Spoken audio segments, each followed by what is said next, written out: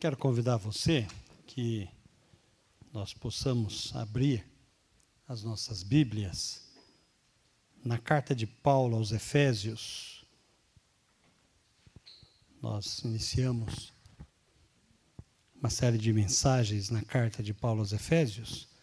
Terminamos na quarta-feira de semana passada sobre as cartas de Apocalipse e agora nós estamos estudando, meditando aqui na carta de Paulo aos Efésios, uma carta interessante em que nós pensamos no domingo passado, a nossa primeira mensagem no capítulo 1, do verso 1 ao verso 14, onde Paulo fala que eu e você, como cristão, já temos tudo o que nós precisamos ter para ter uma vida abençoada e feliz. Você já tem aquilo que você precisa ter para ser abençoado e feliz, que é a presença de Deus Pai, Criador e sustentador do universo, a presença de Jesus, Salvador deste mundo, e do Espírito Santo, Consolador e orientador das nossas vidas. Deus Pai, Deus Filho, Deus Espírito Santo,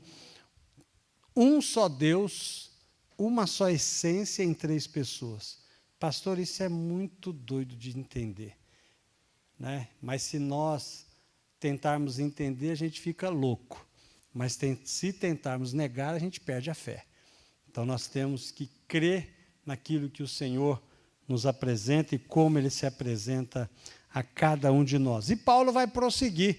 Então, agora, a partir do verso 15, orando por todos aqueles que chegam a essa carta, por todo aquele que ouve a voz do Senhor, por todo aquele que está atento àquilo que o Senhor quer falar ao coração, à igreja de Jesus, as pessoas que estão vindo à igreja, as pessoas que estão ouvindo a palavra de Deus. A mensagem é para todos nós, não é só para a igreja de Éfeso, mas é para mim, é para você também. Então, a partir do verso 15, diz assim a palavra do Senhor: por isso também eu, tendo ouvido a respeito da fé que vocês têm no Senhor Jesus e do amor para com todos os santos, não cesso de dar graças por vocês, mencionando-os nas minhas orações.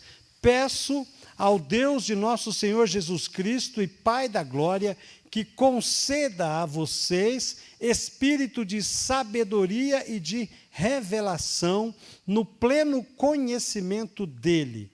Verso 18. Peço que ele ilumine os olhos do coração de vocês, para que saibam qual é a esperança da vocação de vocês, qual é a riqueza da glória da sua herança nos santos, e qual é a suprema grandeza do seu poder sobre nós, os que cremos, segundo a eficácia da força do seu poder. Ele exerceu esse poder em Cristo, ressuscitando dentre os mortos e fazendo-o assentar à direita nas regiões celestiais, acima de todo principado, potestade, poder, domínio e todo nome que se possa mencionar, não só no presente século, mas também no vindouro. E sujeitou todas as coisas debaixo dos pés de Cristo, e para ser o cabeça sobre todas as coisas, o deu à igreja, o qual é o corpo, a plenitude daquele que a tudo enche em todas as coisas. Muito obrigado, Pai, pela Tua palavra viva e eficaz. Fala ao nosso coração neste momento. Estamos aqui porque queremos, ó Deus, e precisamos ser ministrados pelo Teu Santo Espírito tão somente. Em nome de Jesus. Amém. O apóstolo Paulo, ele inicia essa carta, como eu disse, falando das bênçãos que vêm do Senhor para nós, e em seguida Paulo agora está orando por mim e por você. Paulo está fazendo aquilo que Jesus fez quando ele intercedeu por nós no momento de aflição, no momento de colocar as pessoas, os seus discípulos, na presença de Deus. O Senhor Jesus, quando vai interceder pelos seus discípulos, ele diz o seguinte: Pai, eu não oro e não peço somente por estes, pelos seus discípulos que ali estavam, mas eu oro também por aqueles que pela tua palavra hão de crer em mim. Sabe em quem ele pensou quando ele orou? No Rony. Ele pensou na Júlia. Ele pensou em cada um de nós, quando ele disse: eu rogo não somente por esses, mas eu também rogo também pela vida da Noemi também. Eu rogo por todos aqueles que me buscam, todos aqueles que vão me buscar, todos aqueles que crerão em mim. E é exatamente isso que Paulo vai dizer, e ele vai colocar algumas coisas que é muito importante para o nosso crescimento como igreja, até para conhecer a Deus. E ele vai dizer: olha, eu peço que Deus dê a cada um de vocês um espírito de sabedoria. Ele pede que nós possamos ter sabedoria, mas não é qualquer sabedoria, é um conhecimento que vem iluminado por Deus.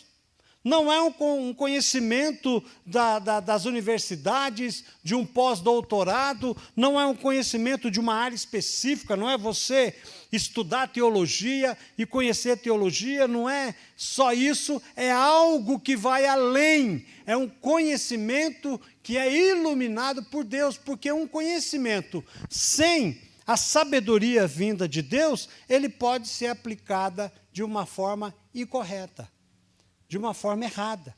E por isso que Paulo vai pedir para que nós possamos ter realmente um discernimento que vem do Senhor. Por quê? 1 Coríntios, capítulo 2, verso 14, diz assim: ora, a pessoa natural não aceita as coisas do Espírito de Deus, porque lhes são loucura, e ela não pode entendê-las, porque elas se discernem espiritualmente. A mente natural, a mente de uma pessoa que não nasceu de novo, a mente de uma pessoa que não tem Jesus como Salvador e Senhor, a mente de uma pessoa que não busca o conhecimento da palavra de Deus, que não medita na palavra de Deus, esse conhecimento ele é humano.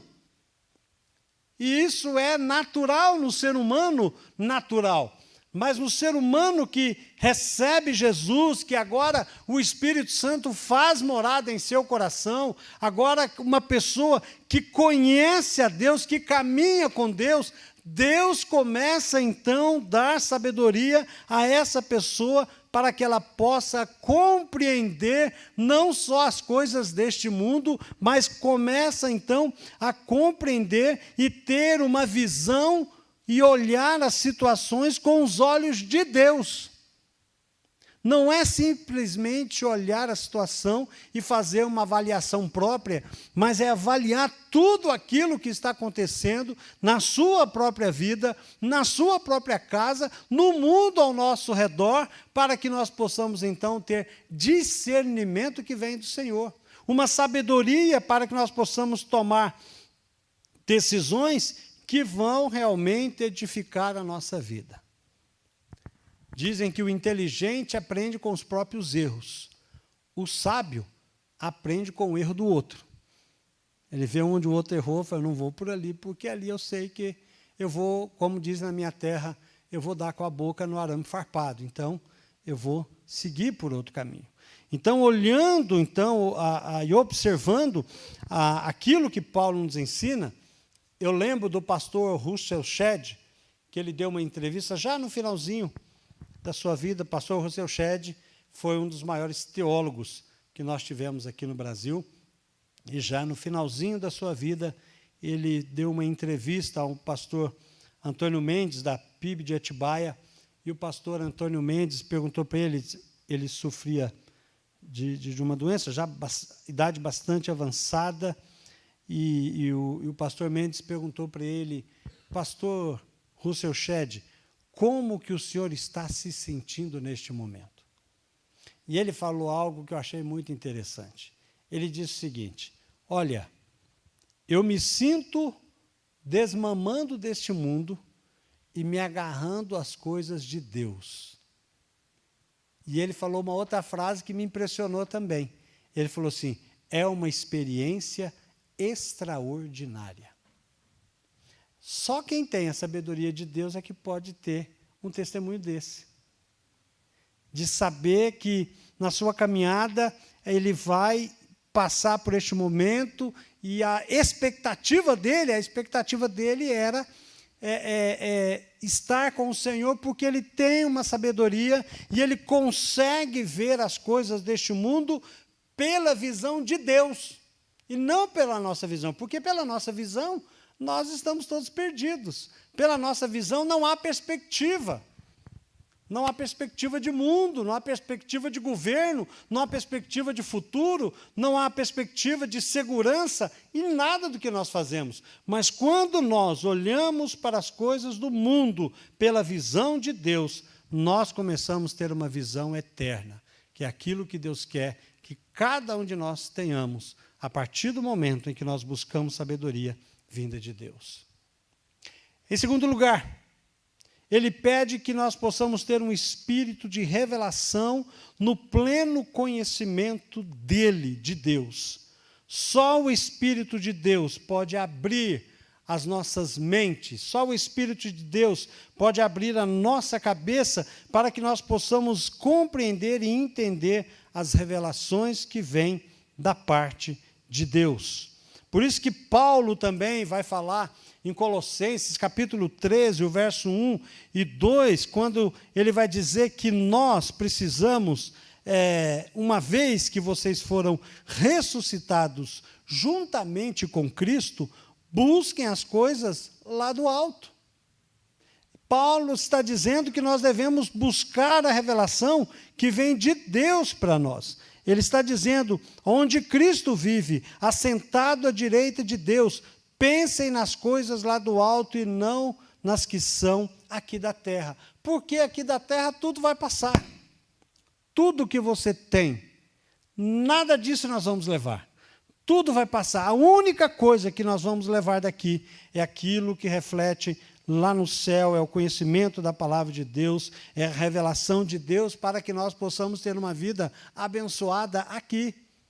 É por isso que tudo que nós precisamos de conhecer e pedir que Deus possa nos abrir os nossos olhos para as coisas que nós já temos. Paulo não está pedindo, por exemplo, coisas materiais. E Paulo não está pedindo coisas que nós não temos. O que Paulo está pedindo é que a igreja possa abrir os seus olhos, abrir o entendimento, abrir o coração para aquilo que já é nosso. Nós já temos essas coisas. Nós precisamos abrir os nossos olhos em Deus e olhar aquilo que Deus revela para nós através da sua palavra, para que nós possamos, então, buscar aquilo que vem do alto. É interessante isso, porque Paulo não está dizendo que nós devemos buscar uma revelação além das Escrituras. Tem muita gente correndo atrás de revelação além da palavra de Deus. Tem muita gente que diz o seguinte, olha, eu estou indo atrás de um profeta ou de uma profetisa para que eu possa, então, receber uma palavra especial de Deus, querendo que Deus possa revelar algo para ele, achando que Deus tem alguma coisa além da palavra de Deus. Sempre quando alguém é chamado de profeta na Bíblia, é alguém que fala da parte de Deus. Tudo que nós temos e tudo que nós precisamos está aqui. O que infelizmente falta nas pessoas é disposição de estudar a Bíblia. Preguiça, relaxo. Esse tipo de coisa faz com que nós sejamos levados por ventos de doutrinas. Tem gente, por exemplo, que não para em igreja. Ele está aqui um dia, está na outra igreja, no outro dia, daqui um ano e pouco ele sai daqui porque ele não gosta de alguma coisa. E eu lembro de uma quando eu pastoreava uma igreja, alguém disse para uma senhora que levou ela, falou assim, olha, fala para o seu pastor, porque eu nunca mais vou voltar aqui na igreja. E eu falei, uai, por quê? O que aconteceu? Não, porque quando o senhor orou, antes de dar a bênção, o senhor disse, Senhor, é certo que nós teremos lutas durante a semana. Então pedimos que o Senhor nos abençoe e nos fortaleça. Eu falei, tá, e aí, qual o erro? Não, porque ela acha que o Senhor não pode profetizar lutas, mas tem que profetizar vitória. Mas eu falei assim, então tem que ir para qualquer igreja mesmo, porque é fato, independente se o pastor falar ou não, que você vai ter dificuldade na sua vida na semana. Nós vivemos num mundo conturbado, e Jesus falou para nós o quê? No mundo vocês terão o quê? Não fui eu que falei, foi Jesus que disse. O que a gente pede é que o Senhor nos abençoe. Ter consciência de que nós temos uma vida limitada, ter consciência de que nós temos dificuldades neste mundo, ter consciência que nós somos totalmente dependentes de Deus, isso é bênção para a nossa vida. Isso significa que você começa a se conhecer e demonstra o tanto que você depende de Deus. Então é necessário que nós possamos olhar a palavra, estudar a palavra, para que nós possamos, então, ter de Deus a revelação daquilo que Ele tem para cada um de nós. Mas Paulo também vai dizer e vai orar para que a igreja tenha o conhecimento pleno de Deus. E aqui é algo interessante. Uma coisa é você conhecer a respeito de Deus. Outra coisa é você conhecer a Deus. Você conhece uma pessoa que conhece a Deus quando essa pessoa é uma pessoa que tem vivido em santidade com Deus. É uma pessoa que tem buscado a palavra de Deus. É uma pessoa que está comprometida com Deus.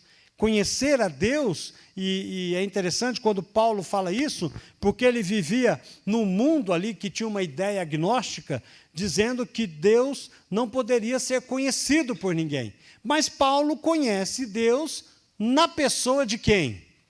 De Jesus. Jesus se apresenta a ele e Jesus mostra para nós que ele é o próprio Deus. E sabendo que em Jesus nós podemos ter o verdadeiro conhecimento de Deus. Agora, é claro, quando Paulo está dizendo que ele ora para que todos possam conhecer a Deus plenamente, o que Paulo está dizendo é que todos possam ter a salvação em Jesus, porque conhecimento pleno de Deus é um processo da salvação, é onde você conhece a Jesus como Salvador e Senhor da sua vida, e você começa, então, numa vida de caminhar com o Senhor, sabendo, então, que você conhece aquele que está libertando você de tudo aquilo que o escraviza. O Senhor Jesus nos diz, conhecereis a verdade te libertará. E Jesus vai dizer um pouco mais na frente, se o Filho vos libertar, verdadeiramente você será livre. O que Jesus está dizendo é o seguinte, está nos ensinando, a verdade não é uma situação, não é um conceito, não é uma ideia, não é uma filosofia. A verdade é uma pessoa, e é Jesus Cristo. E à medida que nós conhecemos e andamos a conhecer o Senhor, e isso significa o ato da salvação, porque conhecer a Deus pessoalmente é salvação. Jesus diz em João 17,3, e a vida eterna é esta, que conheçam a Ti, o único Deus verdadeiro, e a Jesus Cristo, a quem enviaste. Só é possível conhecer a Jesus quando nós o recebemos como Salvador e Senhor da nossa vida. Conhecer a Deus progressivamente é santificação. Oséias 6,3 diz, conheçamos e prossigamos em conhecer o Senhor, como o amanhecer, a sua vinda é certa. Ele descerá sobre nós, como a chuva fora de época, que rega a terra. Conhecer a Jesus, conhecer a Deus, é um processo de santificação. À medida que você lê a Bíblia, à medida que você ora, à medida que você se envolve nas coisas de Deus, Deus começa a se revelar a você, Deus começa a se apresentar a você, você começa não só a conhecer a Deus, mas você começa a se conhecer. E aqui é o milagre de Deus para nós, porque quando Paulo fala, olha, a minha oração é que vocês conheçam a Deus plenamente, Paulo está dizendo o seguinte, eu espero ver você na eternidade. Eu espero ver você no céu. Eu oro para que você receba Jesus como Salvador e Senhor da sua vida, se mantenha no caminho para que você possa conhecer a Deus plenamente, porque só conheceremos a Deus plenamente na eternidade. Até lá é o processo de santificação. Por isso que ele vai também dizer ao apóstolo Paulo, em 1 Coríntios, capítulo 13, a partir do verso 9, quando ele diz: pois o nosso conhecimento é incompleto e a nossa profecia é incompleta. Mas quando vier o que é completo, então o que é incompleto será aniquilado. Agora, meu conhecimento é incompleto. Depois conhecerei como também sou conhecido. Isso é a glorificação. Quando nós estivermos na presença do Senhor, ou através da nossa morte, ou na vinda do Senhor, que arrebatará a sua igreja, então teremos o conhecimento pleno da palavra e da vontade do Senhor e da própria pessoa do nosso Senhor Jesus Cristo. Em quarto lugar, Paulo ora para que a igreja tenha os seus olhos iluminados. O verso 18 vai dizer: peço que ele ilumine os olhos e o coração de vocês, para que saibam qual é a esperança da vocação de vocês, qual é a riqueza da glória da sua herança nos santos. Aqui algo interessante. Existia um ditado na época de Paulo que dizia: nunca ter nascido é a maior felicidade. A segunda é morrer ao nascer. Quando alguém disse isso, ele estava dizendo sobre o sofrimento e a desesperança deste mundo. Tem muita gente que pensa assim: melhor que não fosse, que tivesse nascido. Ou, por exemplo, o próprio Jó vai dizer isso, no auge do seu sofrimento, ele diz: olha, que eu tivesse morrido quando eu nasci, né? Que tudo aquilo que eu passei, eu não tivesse que passar, mas que eu tivesse morrido quando eu nasci. Mas Deus nos chama, e chama cada um de nós para que nós possamos olhar para a frente. Olhar além daquilo que nós estamos vivendo hoje. Olhar além da situação econômica que nós vivemos. Olhar além da situação política em que nós vivemos. Olhar além da nossa situação familiar, pessoal, física, emocional, de saúde, tudo. Deus está dizendo para nós olharmos além, pelos motivos mais claros que Deus nos mostrou, que Deus nos escolheu e nos adotou, que Jesus nos redimiu e nos perdoou, que o Espírito Santo nos selou com a garantia e segurança da vida eterna. Por isso que nós podemos olhar além, porque as aflições deste mundo não podem medir, são pequeninas perto da glória e da bênção que teremos na presença de Deus. Nós precisamos olhar além e pensar que a terra onde nós vivemos é o pior inferno que o crente vai viver. Mas também nós precisamos entender que será o melhor céu que alguém que não tem Jesus vai experimentar. É por isso que nós, como crentes, como aqueles que têm Jesus como Salvador e Senhor, nós podemos nos alegrar e saber que Deus está iluminando os nossos olhos para que nós possamos enxergar além. Nós somos peregrinos em terra estranha. Vivemos no mundo, mas não pertencemos a este mundo. Estamos de mochila nas costas. Estamos de partida deste mundo. E é aqui que está a nossa esperança. E, finalmente, mas não menos importante, Paulo ora para que a igreja conheça a grandeza do poder de Deus. Tudo que nós pensamos e olhamos e vemos a obra do Senhor através de Deus criando o universo, através de Jesus vindo, nascendo, vivendo, morrendo, ressuscitando, sendo colocado à direita de Deus, quer dizer, entronizado, estando acima de tudo e de todos, e sendo soberano, o Senhor da história, aquele que conduz as nossas vidas, aquele que conduz a humanidade, esse é o Deus a quem nós servimos. Paulo está dizendo para nós que nós devemos nos alegrar, porque é imensurável a grandeza e o poder de Deus na pessoa do seu Filho Jesus. E ele vai mostrar isso para nós, o próprio Paulo vai mostrar em Filipenses, no capítulo 2, a partir do verso 9, quando ele diz: por isso, Deus o exaltou, quer dizer, Deus exaltou Jesus sobremaneira e lhe deu o nome que está acima de todo nome, para que ao nome de Jesus se dobre todo o joelho no céu, na terra e debaixo da terra, e toda língua confesse que Jesus Cristo é o Senhor, para a glória de Deus Pai. Esse é o nosso Senhor.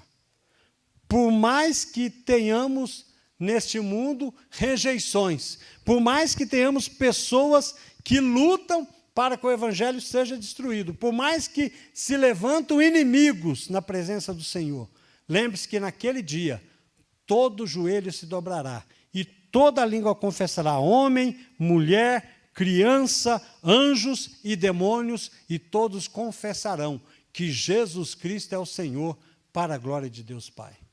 Esse é o Senhor a quem nós servimos. Esse é o Senhor que nos chama para que nós possamos viver dependentes dEle. A igreja de Jesus tem que depender de Jesus. A igreja de Jesus é o corpo, o Senhor é a cabeça, e nós temos que andar aqui fazendo a vontade dEle, que é boa, perfeita e agradável. Que nós possamos continuar essa oração de Paulo, pedindo que Deus nos dê um espírito de sabedoria, que nós possamos conhecer a Deus plenamente, que nós tenhamos os nossos olhos iluminados e possamos conhecer a grandeza do poder de Deus, que está aqui para nos abençoar e nos orientar na pessoa do Teu Espírito Santo. Que Deus nos abençoe. Amém. Feche seus olhos, gostaria de orar com você. Pai, em nome de Jesus, nós somos gratos, ó Deus, pela Tua palavra. Somos gratos, ó Deus, pelo Teu amor e pelo Teu cuidado. Pedimos, ó Deus, e oramos a oração de Paulo. Abre os nossos olhos, abre o nosso coração, nos dê sabedoria, Senhor, nos dê discernimento. Ó Pai, que nós possamos olhar além daquilo que nós estamos vivendo aqui, que possamos olhar e pensar no céu, naquilo que o Senhor tem para cada um de nós, e que possamos viver debaixo do poder da Tua graça e da Tua misericórdia. É a nossa oração, no nome de Jesus. Amém.